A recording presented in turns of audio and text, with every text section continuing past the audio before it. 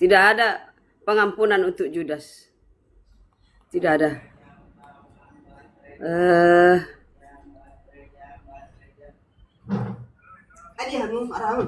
Sebentar ya. Sebenarnya perjalanan kami ini bukan hanya di situ aja, itu Rudi.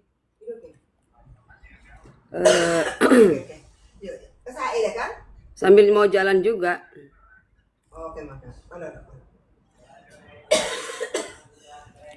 Baru apa itu? Aku baru si ringo-ringo. Oh, oke, silakan.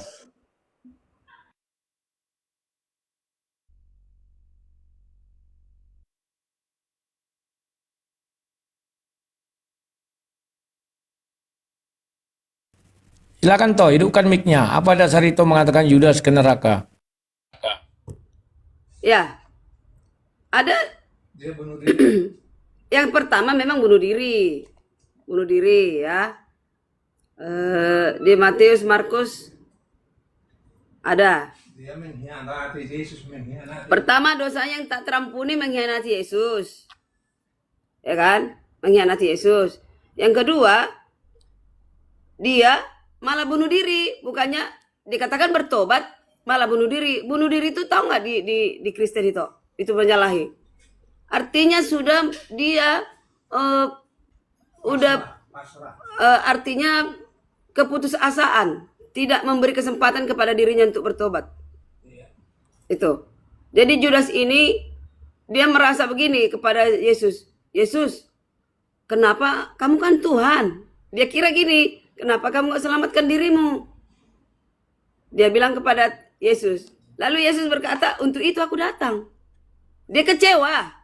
Dia kira Yesus menyerah. Menyerah artinya dia menunjukkan ketuhanannya gitu. Padahal Yesus sudah tahu bahwa itu udah ajalnya udah dapat gitu. Udah sampai ajalnya. Jadi sebelum itu mereka perjamuan terakhir, Yesus mengatakan siapa yang pertama ya mengambil dari tempat dia makan, ya itulah orangnya. Oke, sekarang saya mau tanya itu tentang itu bilang Yudas dosanya tidak terampuni. Tidak ada di Alkitab dikatakan orang bunuh diri itu dosanya tidak terampuni, nggak ada itu. Yang ada menghujat Roh Kudus. Sekarang itu percaya nggak ketika buka Hakim-Hakim 16 ayat ke-29 dan 30. Simpson itu juga bundir. Menurut itu Simpson ke neraka apa ke surga? Coba dijawab. Oke. Samson suami Delila bisa antara dua. Bisa ke neraka, bisa tidak. Kenapa? Karena ada kesempatan diberi Tuhan kepadanya untuk menyesali dirinya. Berbeda dengan Judas. Berbeda. Iya. Samson itu berdoa, masih sempat berdoa kepada Tuhan. Kalau Judas tidak sempat, dengan dia mengakhiri hidupnya, itu pertanda dia sudah melebihi Tuhan. Artinya dia sudah membatasi dirinya sendiri. Jadi di Alkitab saya cari ya, di mana di Alkitab yang dikatakan bunuh diri itu tidak diampuni. Sebentar. Ada ya Bang. Bunuh diri tidak diampuni.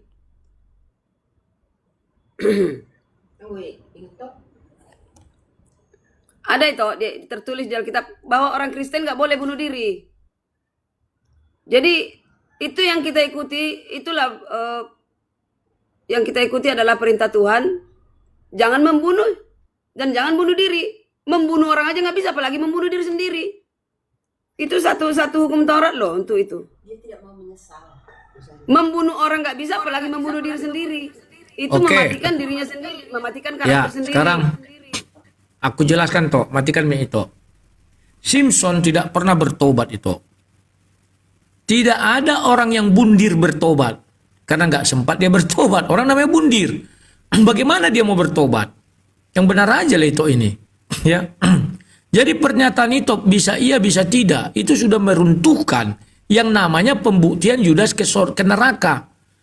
Karena Simpson itu bilang bisa iya bisa tidak. Artinya Yudas pun bisa iya bisa tidak. Artinya pernyataan Judas ke neraka sudah gugur. Itulah di kalangan akademisi. Tidak boleh ada kata bisa iya bisa tidak. Kalau kita membuat sebuah dalil, ya iya tidak tidak. Selebihnya dari si iblis. Berarti pikiran itu pikiran iblis. Bukan pikiran yang berbicara tentang ketuhanan ya iya tidak tidak. Nah oke.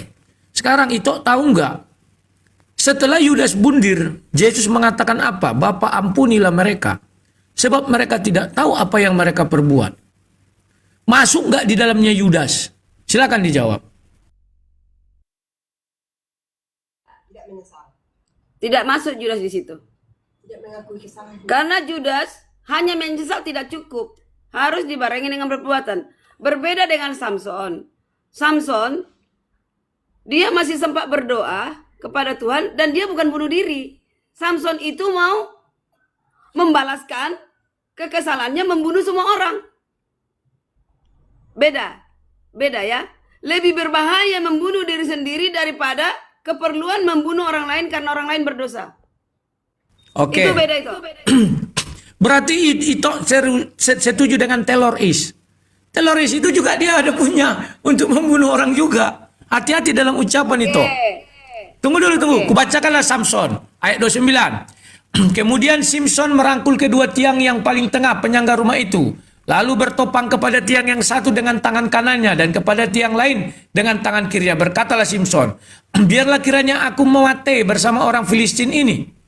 Lalu membungkuk dia sekuat tenaga, maka rubuhlah rumah itu menimpa raja-raja kota itu dan seluruh orang yang banyak dalamnya.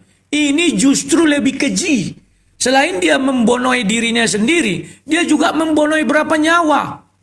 Bayangkan, adakah Simson ini sudah hidup di bawah hukum Taurat? Jangan membonoi. Sementara dia berapa orang yang dibonoinya, dosanya bertumpu-tumpu. Kenapa itu membela dia mungkin ke surga atau ke neraka? Silakan.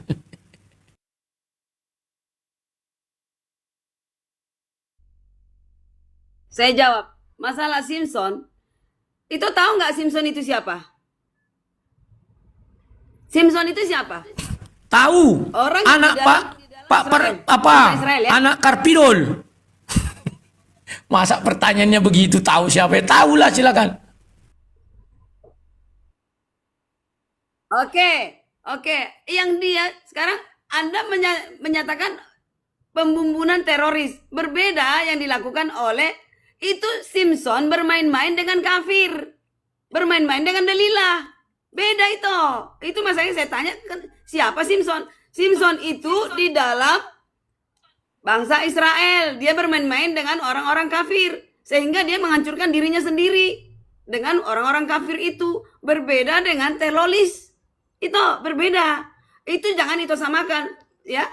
Nah, teroris membunuh orang baik yang ada nggak tahu kita orang baik apa. Ini semua orang itu bersekutu untuk menghancurkan Simpson. Karena Simpson adalah orang Israel. Berbeda bangsa. Paham itu ya? Ah, itu harus itu ketahui. Oke. Itu kelirunya di situ. Di mana di situ ada perintah bahwa membundir dan membonoi orang itu akan masuk surga. Aku ingin tahu dulu. Simpson itu dua loh. Pembonoihan yang dibuat dia. Satu bundir, satu bonoi orang. Kalau teroris tadi itu kan hanya pemanis aja. Karena itu bilang tadi membunuh orang begini-gini masuk surga entah apa-apa. Jadi Simpson melakukan dua pembonoihan. Pertama bundir, yang kedua membonoi orang lain, nyawa orang lain dia cabut dengan paksa. Di mana letaknya itu? Sementara Yudas hanya dirinya sendiri itu pun karena dinubuatkan bahwa dia akan celaka. Lebih baik tidak dilahirkan. Kalimat lebih baik tidak dilahirkan artinya apa? Dia sudah di dalam kandungan, sudah siap hidup di dunia. Tapi apa? Lebih baik tidak dilahirkan artinya mati di dalam kandungan. Maka Yudas sudah dilahirkan. Maka lebih baik dia tidak ada. Itu kan nubuatan. Dia harus memenuhi. Maka bundirlah dia. Makanya aku bilang, tolong itu kaitkan dengan ucapan Yesus, Bapa ampunilah mereka. Sebab mereka tidak tahu apa yang mereka perbuat. Saya ingin tahu sejauh mana intelektual itu membahas itu. Apakah itu berlaku untuk Yudas atau tidak? Silakan. Oke. Itu berlaku kepada orang-orang yang membunuh Yesus. Oke. Jadi menurut Anda itu berlaku kepada Judas. Sejujurnya itu berlaku kepada orang-orang yang tidak tahu hukum Tuhan. Yang masih Judas sudah murid, sudah tahu, sudah mengerti. Dia sejujurnya Judas bukan dipilih Tuhan Yesus. Dia yang menyodorkan dirinya. Baca. Dia menyodorkan dirinya menjadi murid. Jadi Anda mengatakan Judas selamat, Matias kemana? Paulus kemana? Jadi Matias juga yang dipilih. Ah, ini Anda nggak tahu ya. Matias itu dia dipilih oleh murid sementara. Ibarat PAW. Ya. Namun yang jelas yang terpilih oleh Tuhan adalah Rasul Paulus. Ini nggak mengerti orang lain. Rasul Paulus adalah murid yang ke-12. Tuh, menggantikan Judas. Itu.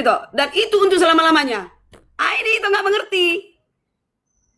Ya. Oke. Kujelaskan mengenai Matias itu. Itu buka Matius 19 ayat 28. Engkau bersama-sama dengan aku akan duduk di atas 12 tahta, menghakimi 12 suku Israel. Maka termasuklah di dalamnya Yudas, karena Yudas hadir di situ. Oke? Jabatan Yudas itu adalah jabatan hakim. Sementara Matias menggantikan Yudas di Kisah Para Rasul 1 ayat 25 hanya sebagai pelayan di dunia. Matias tidak bisa menggantikan Yudas untuk duduk di atas 12 tahta menghakimi 12 suku Israel. Dasarnya apa? Salah total. Kenapa salah total? Coba buka dulu Yohanes Matius 19 ayat 28. Baca dulu baik-baik. Silakan. Oke. Matius 19 ayat 28. Kita baca. Upah mengikuti Yesus. Kita baca dari 1. Lalu Petrus menjawab dan berkata kepada Yesus, kami ini telah meninggalkan segala sesuatu dan mengikuti Engkau. Apakah yang akan kami peroleh? Kata Yesus kepada mereka, aku berkata kepadamu, sesungguhnya pada waktu penciptaan kembali, apabila anak manusia bersemayam di tahta kemuliaannya, kamu yang telah mengikuti aku akan duduk juga di atas 12 tahta untuk menghakimi ke-12 suku Israel. Ini bukan termasuk Judas, tapi tetap lengkap 12, yaitu Rasul Paulus. Matias tidak ikut. Jadi sekarang gini. Tunggu toh. Itu Rudi. Dari mana itu bisa mengatakan tidak masuk Yudas padahal Yudas ada dalam bicara itu? Kamu. Baca dong. Sudah saya baca. Kamu. Teliti. Sudah saya teliti. Kan akan duduk juga di atas 12 tahta untuk menghakimi ke-12 suku Israel. Ini 12 suku Israel. Ya. Terus coba yang di bawah. Dan setiap orang yang karena namaku meninggalkan rumahnya, saudaranya laki-laki atau saudara perempuan, bapak dan ibunya, anak-anak atau larangnya akan menerima kembali 100 kali. Oh, udah berbeda itu, udah berbeda. Jadi artinya gini, ketika Judas bunuh diri, dia selesai. Tidak ada lagi pintu kasihan untuk Judas. Dia sudah... Oke, tolong buka 1 Korintus 15 ayat 5. Aku mau tahu. Itu bilang Judas sudah selesai ya. Buka 1 Korintus 15 ayat 5. 1 Korintus 15 ayat 5. Oke. Ini bahwa ia telah menampakkan diri kepada Kefas dan kemudian kepada ke-12 muridnya. Ini pada saat... Siapa dia? Ya, sesudah itu ia menampakkan diri kepada lebih dari 500 saudara kalau sebanyak dari mereka hidup sampai sekarang. Ya, itu tidak ada Judas di situ. Tidak ada. Kapan Yesus bertemu Kefas? Buka Yohanes 20. Oke. Halo, ya. Yang 500 orang itu di Galilea ketika Yesus mau naik ke sorga. Yang 12 murid itu di mana? Baca di Yohanes, itulah bertemu dia dengan Kefas atau Simon Petrus. Silakan. Yohanes berapa? Yohanes 20, mulai ayat 20 lah sampai 28.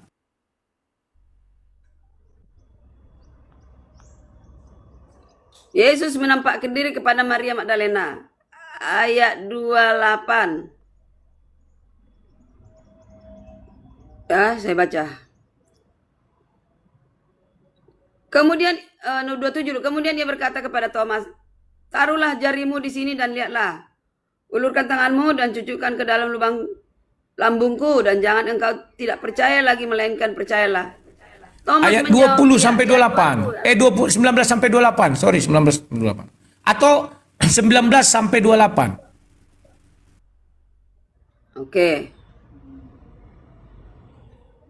Yesus menampakkan diri kepada murid-muridnya. Ketika hari sudah malam pada hari pertama minggu itu berkumpullah murid-murid Yesus di suatu tempat dengan pintu-pintu terkunci. Karena mereka takut kepada orang Yahudi. Pada waktu itu datanglah Yesus dan berdiri di tengah-tengah mereka dan berkata, damai sejahtera bagi kamu. 20. Dan sesudah berkata demikian, ia menunjukkan tangannya dan lambungnya kepada mereka. Murid-murid itu bersuka cita ketika mereka melihat Tuhan. Maka kata Yesus sekali lagi, damai sejahtera bagi kamu, sama seperti Bapa mengutus aku, demikian juga sekarang aku mengutus kamu. 22. Dan sesudah berkata demikian, ia menggembusi mereka dan berkata, terimalah Roh Kudus. 23. Jikalau kamu mengampuni dosa orang. Nah, itulah pertemuan Yesus dengan Kefas. Pertemuan dengan 12 murid itulah dia. Atau itu punya pandangan lain, coba tunjukkan di mana pertemuan Yesus dengan 12 murid itu. Coba aku ingin tahu. Cari tempat lain. Judas tidak ada di sini. Judas tidak ada. Tidak ada. Siapa bilang tidak ada? Makanya itu lihat ayat 23 19. Itu pintu ditutup semua. Bagaimana Yesus bisa masuk? Berarti dia dalam wujud apa? Roh kan? Apa kaitannya dengan Judas? Makanya baca kisah para rasul 15 ayat 5 tadi. Dia bertemu dengan 12 murid. Itu carikan di mana setelah dia dikuburkan bertemu dengan 12 murid. Aku ingin tahu. Bebas carilah. Kutunggu. Tidak ada Judas di sini lagi diceritakan itu. Udah selesai. Ya. Oke, itu menyangkal tidak ada Yudas. Sekarang coba carikan 1 Korintus 15 ayat 5 tadi. Di mana Yesus bertemu dengan 12 murid? Silakan cari, ayatnya bongkar semua. Kisah para rasul 1 ayat 26. Di sini ya. Kita ini. Disinilah dipilih si Matias setelah selesai Judas. Matias dipilih menggantikan Judas. Ada tertulis, kok itu nggak baca? Nih, kisah para rasul. Sudah kubahas itu tadi toh pertama. Bacalah kisah para rasul 1 ayat 25. Bahwa Matias diangkat menjadi pelayan bukan hakim. Sebentar.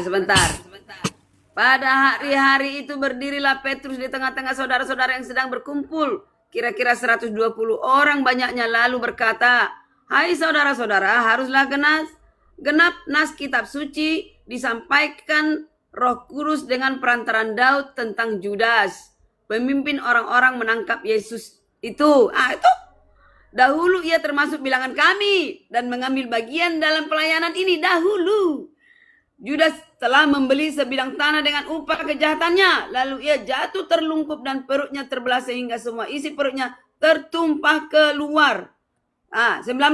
Hal itu diketahui oleh semua penduduk Yerusalem sehingga tanah itu mereka sebut dalam bahasa mereka sendiri Hakal Dama, artinya tanah darah. 20. Sebab ada tertulis dalam kitab Mazmur, biarlah perkemahannya menjadi sunyi dan biarlah tidak ada penghuni di dalamnya. Biarlah jabatannya diambil oleh orang lain. 21. Jadi harus ditambahkan kepada kami seorang dari mereka yang senantiasa datang berkumpul dengan kami selama Tuhan Yesus bersama-sama dengan kami. 22. Yaitu mulai dari baptisan Yohanes sampai hari Yesus terangkat ke surga, meninggalkan kami untuk menjadi saksi dengan kami tentang kebangkitannya. Nih ya, teruskan. Lalu mereka mengusulkan 2 orang. Yusuf disebut Barsabas dan juga bernama Justus dan Matias. Ada 2. 24. Jadi Judas sudah selesai. No way. Tutup. 24. Mereka semua berdoa dan berkata, ya Tuhan, engkaulah yang mengenal hati semua orang. Tunjukkanlah kiranya siapa yang engkau pilih dari kedua ini. Yaitu Matias dan Justus. 25. Untuk menerima jabatan pelayanan, yaitu kerasulan yang ditinggalkan Judas yang telah jatuh ke tempat yang wajar baginya. Lalu Nah. mereka membuang undi bagi kedua itu. Nah, ini murid-murid yang memilih Matias. Matias juga Memilih sebagai apa itu? Memilih sebagai apa? murid Yesus. Yang ke-12 menggantikan Judas. Sebagai apa? Matias, dan dengan demikian ditambahkan kepada bilangan ke-11 rasul. Ditambahkan ke-11 rasul. Iya, sebagai apa? Ayat 25. Jangan dilewati ayat 25. Untuk menerima jabatan pelayanan, yaitu Pelayanan bukan hakim. Jangan itu mengada-ngada. siapa bilang hakim? Emang Judas Nah, makanya Yudas itu tidak tergantikan di Matius 19 ayat 28. Dia diangkat sebagai hakim. di mana hakim? Gak ada hakim. Oke. Sekarang, apakah Matias itu yang dibilang di 1 Korintus 15 ayat 5? Matias tidak pernah hadir di dalam ruangan ketika Yesus bertemu dengan Kefas. Tahu siapa Kefas kan? Mana ada pernah Judas hakim? Di mana pernah Judas hakim? Judas hakim? Nanti katanya, ketika aku datang, baca Matius 19 ayat 28. Nah sekarang, coba buka rahasia 1 Korintus 15 ayat 5. Aku mau tahu, di mana Yesus bertemu dengan Matias dan Kefas. Ini, tunggu ya. Anda bertanggung jawab ya, Rudi. Itu Rudi. Matius 19 ayat 28, di mana dikatakan Judas sebagai hakim? Di mana? Kata Yesus kepada mereka, aku berkata kepadamu, sesungguhnya pada waktu penciptaan kembali, apabila anak manusia bersamanya di tahta kemuliaannya, kamu telah mengikuti aku. Akan duduk juga di atas 12 tahta untuk menghakimi ke-12 suku muridku. Tidak ada. Mana? Tidak ada. Kamu yang dimaksud siapa? Coba baca, kamu yang dimaksud situ siapa? Baca ulang ya. Kata Yesus kepada mereka, aku berkata kepada Mereka itu siapa? Coba, aku ingin tahu mereka itu di siapa. Coba baca dari ayat sebelumnya. Karena anak muda itu sudah pergi. Maka Yesus pergi dengan 12 muridnya. Mereka itu siapa? Coba, aku ingin tahu. Ya ini ke-12 murid. Ke-12 murid. Tapi Ya sudah, berarti 12 murid itu jadi hakim nantinya.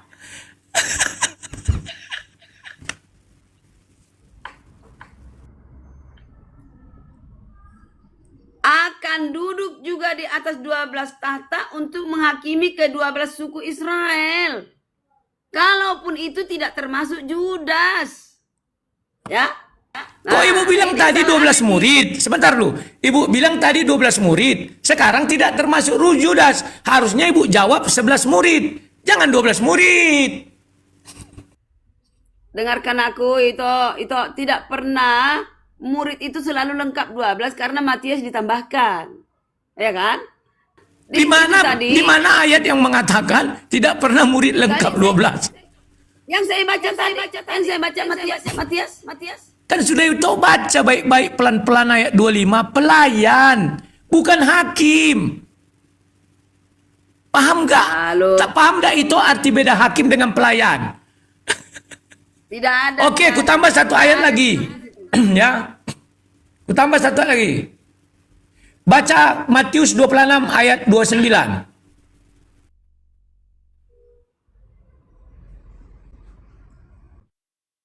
Menghakimi ke-12 suku Israel di mana?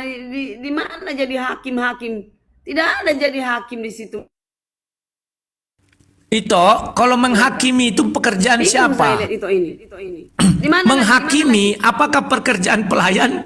Menghakimi itu pekerjaan hakim. Kalau di zaman raja-raja di zaman dulu itu hak dari suku Dan. Paham itu ya? Menghakimi itu tidak pernah jaksa bisa menghakimi, nggak bisa. Polisi pun tidak bisa menghakimi. Tidak ada murid-murid dari hakim. Hakim itu satu. Tidak ada 12 murid hakim. Yang hakim itu Yesus Lah tidak itu menghakimi. ayat tadi apa? Penghakiman kepada orang mati dan orang Ayat hidup. tadi apa? Menghakimi 12 suku Israel. Sekarang- Maka buka Wahyu 7. Dijelaskan siapa-siapa saja suku yang dihakimi. Makanya di Wahyu kan ada dikatakan, aku melihat 24 tua-tua. Dan nah, siapa 24 itu? 12 itu murid Yesus, 12 lagi adalah tua-tua suku Israel pas 24. Nah sekarang coba buka Matius 26 ayat 29. Itulah penegasan Matius 19 ayat 28. Kubacakan aja. Akan tetapi aku berkata kepadamu mulai sekarang. Karena sekarang aku tidak akan minum lagi hasil pokok anggur ini sampai pada hari aku meminumnya, yaitu yang baru bersama-sama dengan kamu 12 murid. Ini kan perjamuan malam. 12 murid masih ada dalam kerajaan Bapakku. Oke, itu benar. Itu kan Ya sudah, itu terakhir. artinya ini firman ini kekal. 12 murid itu nanti akan makan dan minum di kerajaan Bapa. Aduh, keliru, udah sesat ini Bang Rudi nih, udah sesat. Kok sesat gimana sih? Oke, carilah rahasianya itu. 1 Korintus 15 ayat 5. Jadi menurut Anda, Kenapa? bunuh diri itu diselamatkan? Sekarang aku tanya itu, Simpson tadi itu bilang bisa iya bisa tidak. Kenapa ada ketimpangan? Sekarang gini, sejujurnya itu kita gini. Kita tidak berhak menjudge orang selamat atau tidak. Tapi dari kelakuan si Judas lah kita menyimpulkan dia tidak ada keselamatan lagi. Kalau Samson, ya, dia bermain-main dengan orang kafir, menikah dengan orang kafir, dan dia diperalat sama orang kafir, wajar dia dendam, dan dia berdoa, karena dia berdoa kepada Tuhan. Tuhan berikan aku kekuatan, rambutnya panjang kembali, lalu dia punya kekuatan, dia matikan semuanya. Nah, itu masih lumayan. Ini ibarat dia berperang dengan orang kafir, wajar. Di luar dari Israel. Sekarang aku tanya kafir itu pernah membuka Yohanes 6 ayat 70? Udah jelas Itu ya, percaya enggak? Sebentar.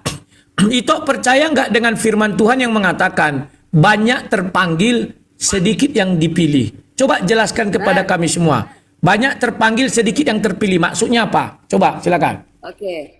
Arti banyak terpanggil, sedikit terpilih. Sedikit orang yang menerima Yesus ada dua. Satu. Ada dua syarat. Ini yang sedikit yang mengikuti ini yang selamat. Satu, menerima kematian Yesus sebagai juru selamat. Benar? Kita sebagai Kristen. Dua, ikuti. Sebentar itu, saya tidak menanya itu dulu. Yang saya maksudkan apa definisi banyak terpanggil, sedikit yang terpilih. Apakah semua terpanggil ini adalah ke sorga? Apakah yang terpilih ini yang ke sorga? Cobalah jelaskan kepada kami banyak terpanggil, sedikit terpilih. Silakan. Arti semua banyak yang terpanggil, semua dipanggil, tapi sedikit yang menurut. Itu artinya sedikit yang menuruti firman Tuhan. Apa itu? Ya, berarti yang menurut ini yang terpilih. Terima Yesus. Itu Berarti yang menurut ini yang terpilih. Hah? Ya, turut hukum Dan yang terpilih itu masuk surga. Yang terpilih itu pasti masuk surga.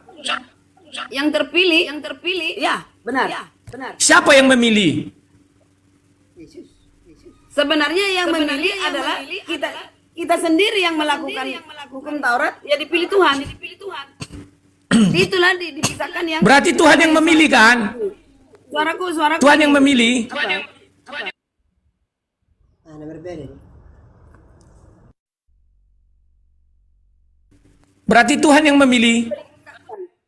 Oke, Tuhan yang memilih kita, ya kan? Kita yang mengikuti Tuhan. Ini orang Kristen kenapa itu masih bertanya sedemikian? Karena syarat untuk keselamatan apa? Itulah dulu. Itu jawab. Syarat untuk selamat. Gak usah dulu syarat untuk selamat. Saya ingin tahu banyak terpanggil, sedikit yang terpilih. Kalau menurut yang saya pelajari dari Alkitab, saya jelaskan ya. Banyak yang dipanggil. Contoh, semua orang Kristen adalah mengaku diri orang terpanggil. Tetapi tidak semua orang Kristen masuk surga. Yang masuk surga itu hanya yang dipilih. Siapa yang memilih? Aku sendiri yang memilih kau, kata Yesus kan. Maka Yesus yang memilih kita. Orang yang dipilih Yesus itu pasti masuk surga. Apakah itu setuju dengan pernyataan saya? Atau ada pernyataan lain? Silakan. Syarat, setuju. Apakah ada syarat dipilih? Menurut itu? Saya tidak menanya syarat dipilih. Yang penting kalau Yesus sudah memilih. Sekarang aku tanya itu. Kalau Yesus sudah memilih. Kalau Tuhan sudah memilih. Apakah ada syarat lagi? Ada nggak syarat dipilih Yesus? Itu dulu. Kalau itu nggak mengerti itu berarti itu buta. Itu kan hak prerogatif Yesus. Hak prerogatif Yesus itu toh. Oke, sebutkan apa syarat untuk dipilih. Aku ingin tahu. Coba itu sebutkan apa syarat untuk dipilih. 2. Itulah syarat untuk keselamatan juga. 2. Masa itu Kristen nggak tahu sih? Turut hukum, yaitu hukum Taurat. Kedua, mengakui Yesus telah lahir untuk menebus dosa manusia. Itu di Kristen semua tahu itu. Setiap minggu dibilang itu. Apakah orang yang disalib di sebelah Yesus melakukan itu? Menjadi pilihan Tuhan. Apakah orang yang disalib di sebelah Yesus melakukan dua itu? Oke, begini saudara ya. Jadi tidak ada keselamatan yang ujuk-ujuk. Itu yang di sebelah kanan Yesus itu, dia coba terjemahkan itu. Bagaimana Yesus menjamin hidupnya? Dari mana, sisi apa? Coba itu jelaskan. Dari sisi mana Yesus bisa menjamin hidup seseorang sebagai decision maker? Bukan dari Allah. Dia sendiri langsung memutuskan. Dari mana? Coba itu jabarkan dulu itu bagaimana caranya, coba. Oke, kujabarkan ya. Makanya sudah kujelaskan di awal, siapa yang dipilih Yesus akan ke surga. Titik. Mau Yesus memilih seorang pemberontak, mau Yesus memilih seorang pelacur, mau Yesus memilih siapapun, itu hak Yesus. Itu hak prerogatif. Itulah namanya kasih karunia. Ya toh? Sekarang yang kutanya sama itu, sekali lagi kutanya dan kutegaskan, apakah itu percaya orang yang dipilih Yesus pasti, kalimatnya pasti ya, pasti masuk surga? Coba jawab.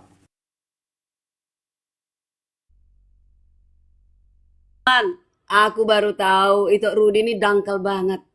Masa Yesus memilih, ya kenapa nggak dipilih kiri kanan? Dia nggak tahu kriteria dipilih Yesus bagaimana.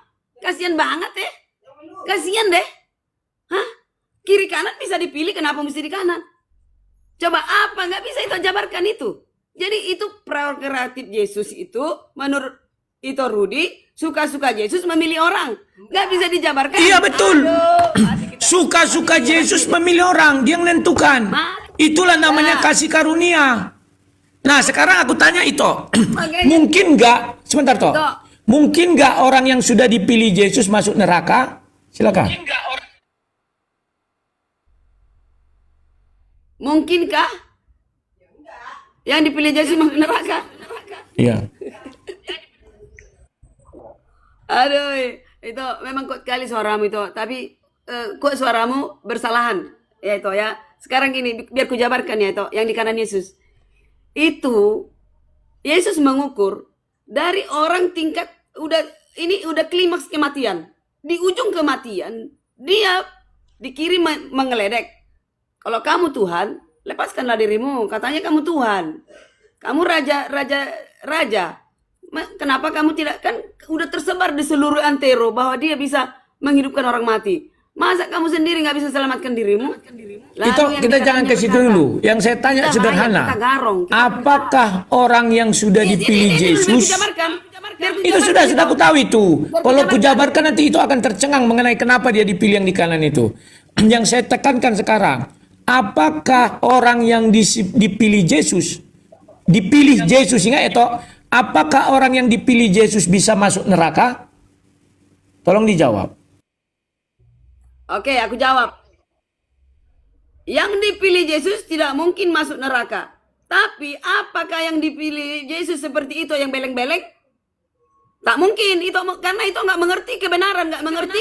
Oke, sekarang buka Yohanes 6 ayat 70. Ya, buka Yohanes 6 ayat 70. Itu akan menyangkal ucapan itu sebelumnya. Buka Yohanes 6 ayat 70. Itu akan dengan bibir yang sama akan menyangkal ucapan sebelumnya. Silakan. Oke. Ayat 70 jawab, dan kami telah percaya dan tahu bahwa engkau adalah yang kudus dari Allah. 70 jawab Yesus kepada mereka, bukankah aku sendiri yang telah memilih kamu yang 12 ini, namun seorang di antara kamu adalah iblis. Itu Rudi Iskariot. Ya, sekarang aku tanya, apakah yang dipilih Yesus bisa masuk neraka? Itu bila Udah tidak jelas, bisa. seorang di antara kamu adalah iblis. Sekarang gini toh, itu aku bilang dulu. Nah, tunggu dulu. Kita mengenai yang itu bilang, orang yang dipilih Yesus tidak bisa masuk neraka. Pertahankan dulu itu. Satu-satu dulu, satu-satu. Ya, Yesus berjalan menseleksi orang, memilih. Memang di Alkitab tidak ditulis berapa yang sudah diseleksi. Yang terpilih 12 murid. Oke? Nah, satu diantaranya iblis, yaitu Judas. Itu udah jelas ya? Udah terbantahkan bahwa Judas adalah pengikut iblis dan dia adalah iblis. Tunggu dulu, kita jangan ke situ dulu. Yang kutanya dengan itu, dengan bibir yang sama, itu mengatakan orang yang dipilih Yesus tidak mungkin masuk neraka. Sekarang coba jelaskan. Kalimat itu apakah masih berlaku untuk ayat itu? Silakan.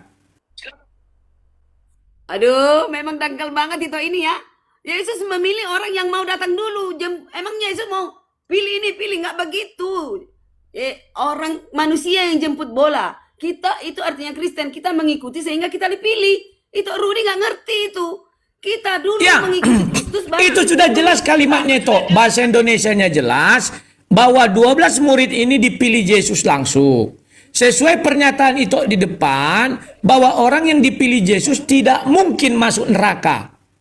Sekarang tolong pertanggungjawabkan tentang hal ini di Yohanes 6 ayat 70. Silakan. Sekarang gini, Yesus memilih ke-12 murid apakah setelah diseleksi atau langsung comot-comot? Itu jawab dulu. Itu dicomot-comot langsung atau setelah diinjili dulu sama Yesus? Kalau menurut Alkitab, Yesus memilih itu suka-suka dia. Mau diinjili, mau apa, tidak urusan kita.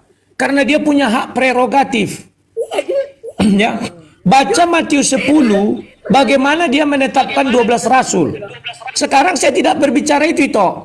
Saya berbicara, tolong pertahankan argumenmu yang mengatakan, orang yang dipilih Yesus langsung tidak mungkin ke neraka. Coba pertahankan untuk Yohanes 6 ayat 70. Aku mau dengar. Silakan. Judas tidak dipilih oleh Yesus. Dia yang mendaftarkan dirinya sebagai murid. Yang dipilih Yesus adalah yang 11 langsung. Nah, ada yang menjala Petrus begini. Nah, setelah dia seleksi, Buka dalilnya toh. Di mana Yudas mendaftarkan diri. Berarti ucapan Yesus di Yohanes 6 ayat 70 keliru. Berarti kalimatnya, bukankah aku yang sendiri memilih kamu yang 11 ini? Bukan 12. Kalimatnya 12 loh toh. Jangan itu karang-karang. Kecuali dibuat 11, ya Yudas tak terpilih. Silakan. iya, bacalah semua. Saya nggak selalu hafal bahwa Judas mendaftarkan dirinya sendiri. Iya. Iya. Judas tidak dipilih oleh Yesus. Yang lainnya Berarti semua Yohanes ada secara 6:70 ini gagal dong. Berarti ini ayat palsu. Tolong dihapus dari kitab itu. Ganti 12 dengan 11. Abang dulu. Jawab Yesus kepada mereka, bukankah aku sendiri yang telah memilih kamu yang ke-12 ini, namun seorang di antaramu adalah iblis. Udah dibilang iblis, itu ini bilang selamat. Salah ya itu. Oke. Judas. Carikan saya. Ingat ya toh. Berarti dalil itu tadi sudah terpatahkan sendiri oleh itu ya. Berarti tidak setiap yang dipilih masuk neraka kan, harus itu rubah. Kalau itu masih bertahan bahwa yang dipilih Yesus itu masuk, tidak akan mungkin masuk surga, maka 12 murid harus masuk surga. Pertama. Yang kedua, bantu saya mencarikan di Alkitab siapa yang disebut Yesus dengan iblis. Apakah Yudas? Kalau itu bilang Yudas, tolong tunjukkan saya ayatnya. Detik di mana itu bisa menunjukkan ayatku, potong telingaku ini ketika Yesus mengatakan sama Yudas, iblis. Silakan. Oke. Yudas dimasukin iblis, dimasukin Kemasukan setan, iblis. kemasukan iblis si Judas. Sebentar dulu, ada si Akang udah telepon nih. Ya Kang. Ayo. Lagi debat sama itu Rudy. Ya, bentar lagi ya. OTW ya. Udah sebentar lagi kok. Udah Sherlock ya, udah Sherlock. Oke, Jakarta Barat ya, Bos. Iya sih. Oke, yuk. Dirasukin setan, Yuk. dimasukin iblis. Oke, gini, itu Rudy. Itu mengatakan PR-ku untuk mencari di mana kalau Judas. Nah, gini toh. Tunggu, sebentar. biar jelas PR-nya. Di mana Yesus mengatakan kepada Judas iblis? Detik di mana itu bisa menemukan, ku kasih kupingku, ku kerat sedikit. Oke. Kasih sama itu. Untuk membantu sementara Yohanes 8 ayat 44. Ini ya.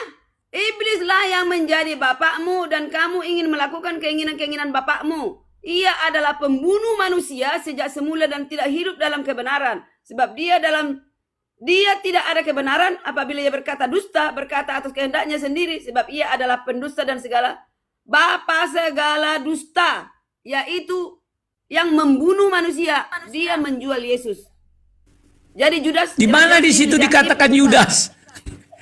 Yohanes 8 ya. Oh, Itu bukan untuk Yudas itu. Coba baca baik-baik. Aduh malu kita. Ini sama dengan ini umat Islam bilang di mana Kak Yesus berkata akulah Tuhan. Akulah Tuhan. Oh, semua nanti selamat kalau dibilang Tuhan. Itu memang menseleksi, masa nggak ngerti ini pengertiannya? Ini Yesus mengatakan Tuhan ada kok. Iblislah menjadi bapakmu. itu. Sama siapa diucapkan itu? Memang mesti begini itu. Yesus bilang Judas adalah iblis gitu. Hanya satu kali Yesus mengatakan itu iblis sama Petrus. Nyalah engkau iblis. Sama Yudas tidak pernah itu. Salah bang. Kok salah? Ayatnya ada. Matius 16. Matius 16 kita buka. Aduh itu. Sebentar. Makanya itu harus sering nonton channelku biar tepat cerdas. Di situ karena nonton channelku makanya cerdas. Bukan. Yesus mengatakan itu bukan kepada Petrus, tapi iblis yang menggoda Petrus. Anda tidak mengerti Alkitabiah. Kita buka ayat 23 ya.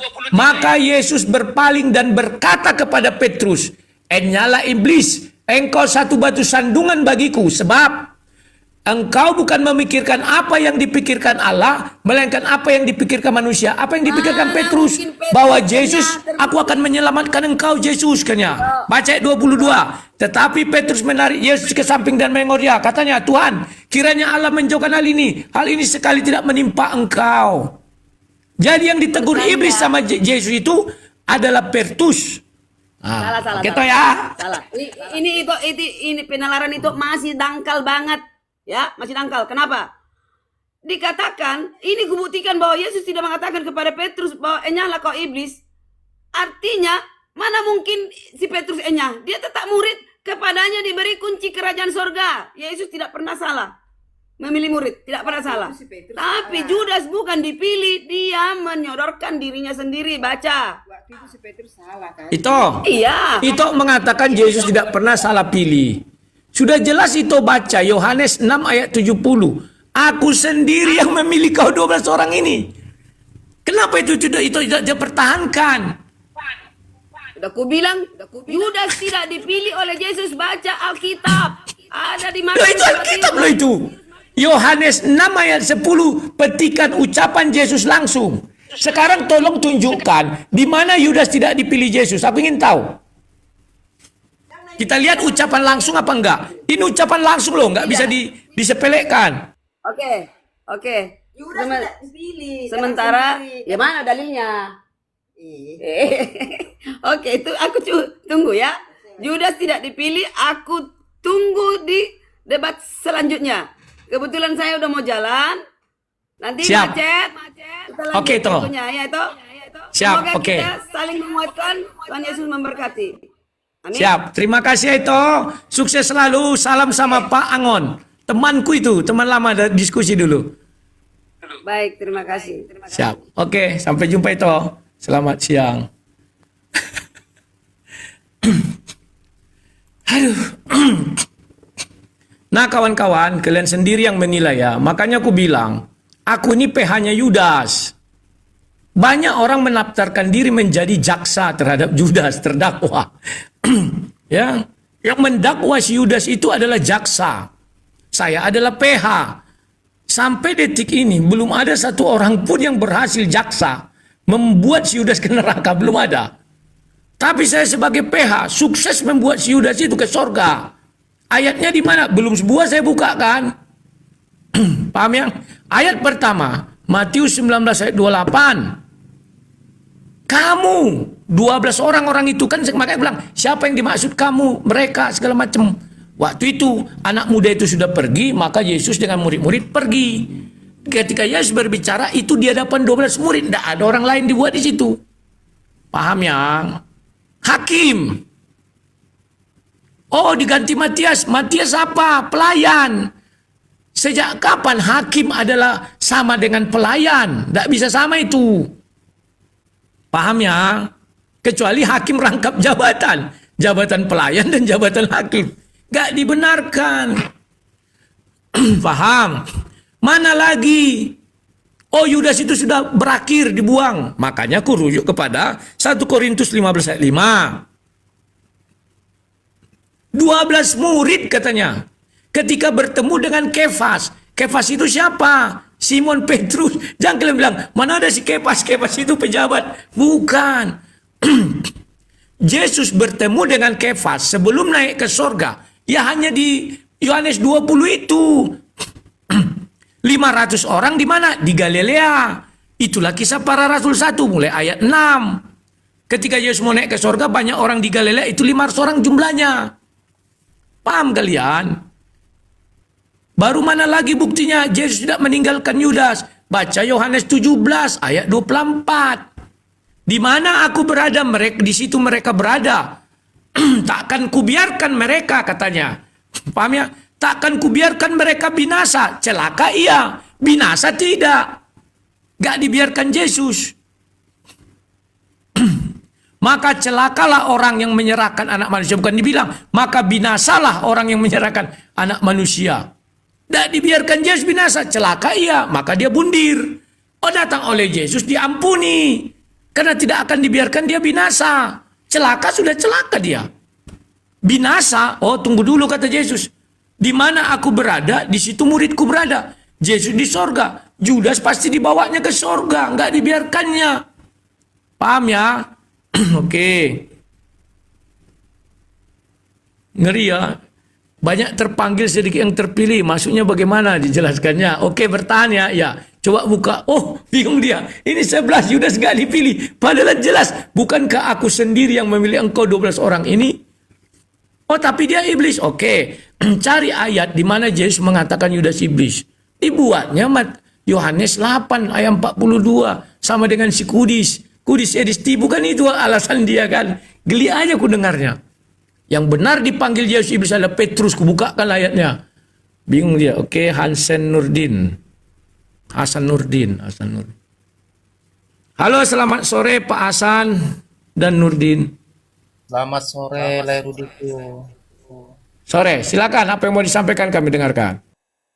Ya, saya dari umat Islam ya. Saya senang betul dengan cara tata bahasa backgroundnya Bang Rudi ini.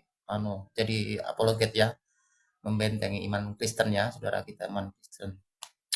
Cuma permasalahannya kan oten-oten ini kan pada kejang-kejang kalau lihat Lerudi kan seperti itu. Saya sebagai umat Muslim, saya bangga punya apologet Kristen, ya kan? Tata caranya tidak menghujat. Nah, enggak tahulah kalau Lerudi ini masuk Islam, terus naik jadi apologet, enggak aku tahu. Mungkin rungkat semua pendeta-pendeta di Indonesia ini. Tapi yang terbaik lah saya dukung dari umat Muslim buat Lerudi kan. Kita setanah air sebangsa. Asal tidak ada kata hujatan, pertahankan aja Lerudi. Semua pasti ada akan kembali kalau Lerudi dapat hidayah masuk Islam karena Allah yang membolak-balikan hati. Kalau Lerudi tetap jadi apologet Kristen, tapi apologet Kristen yang baik lah, yang tertata, berwibawa. Makasih Lerudi. Ya, terima kasih Pak Hasan. Selamat sore. Iya, sampai jumpa. Ya. Nah kawan-kawan, karena ini sudah 1 jam 33, malam nanti kita lanjut lagi ya. Mungkin saya akan main ke roomnya Nandar berbicara tentang ajaran Edis bahwa di Kristen boleh poligami. Kita akan bahas ya. Oke. Untuk itu saya ucapkan terima kasih ya kalian yang menyimpulkan mengenai Yudas tadi ya. Sekian dan terima kasih. Sampai jumpa ya. Ini hanya untuk menambah wawasan kalian. Tidak ada niat menarik orang untuk masuk Kristen. Tidak, itu kerjaan Roh Kudus, bukan kerjaan saya. Kalau dibilang saya bekerja untuk menarik orang, enggak. Karena perintahnya pergilah jadikan seluruh bangsa murid, bukan dibilang pergilah jadikan seluruh bangsa agama Kristen, enggak ada itu. Itu bukan urusan saya. Orang mau pindah mau apa itu urusan Roh Kudus, ya. Demikian juga di Islam itu urusan Allah SWT yang membolak-balikkan hati. Oke, berdoalah banyak-banyak. Siapa tahu abang ini diizinkan proposalnya oleh Allah SWT. Sampai jumpa. Salam dari Sang Debater. Tuhan Yesus baik. Haleluya. Amin.